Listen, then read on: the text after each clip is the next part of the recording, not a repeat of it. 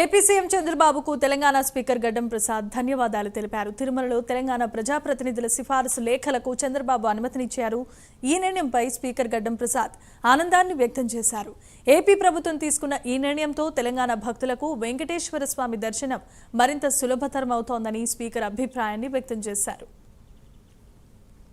వెంకటేశ్వర స్వామి దర్శనానికి తెలంగాణ రాష్ట్ర మంత్రులు, ఎంపీలు, ఎమ్మెల్యేలు, ఎమ్మెల్సీల సిఫార్సులను, లేఖలను అంగీకరించాలని నిర్ణయం తీసుకున్న ఆంధ్రప్రదేశ్ రాష్ట్ర ముఖ్యమంత్రి శ్రీ చంద్రబాబు నాయుడు గారికి, TTD board chairman Shri B R Naidu గారికి ధన్యవాదాలు తెలియజేస్తున్నాను.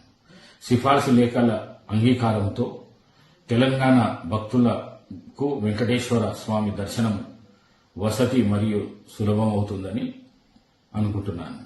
తిరుమలలో తెలంగాణ రాష్ట్ర ప్రజాప్రతినిధుల సిఫార్సు లేఖలను అంగీకరించాలని కొద్ది రోజుల క్రితం తెలంగాణ రాష్ట్ర ముఖ్యమంత్రి గౌరవ రేవంత్ రెడ్డి గారు మరియు నేను తెలంగాణ అసెంబ్లీ స్పీకర్ హోదాలోపట మరి అదేవిధంగా శ్రీ గుత్తా సుఖేందర్ రెడ్డి గారు, మండలి చైర్మన్ గారు, మండలి డిప్యూటీ చైర్మన్